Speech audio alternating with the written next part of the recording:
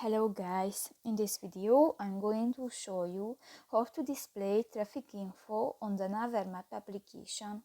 But first of all, I just want to mention, please don't forget to subscribe to our channel, because at 100,000 subscribers we are going to show you our YouTube revenue statistics and growth strategy, how to make money online.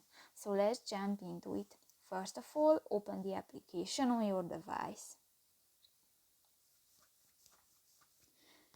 Click to the three lines at the upper left corner of the screen and go to the settings icon. Go to the navigation section and here you can find the third option, the show traffic info. And if you want to display, just click to the next circle icon and done. So that's pretty much it for this video, guys. See you in the next one. Bye bye.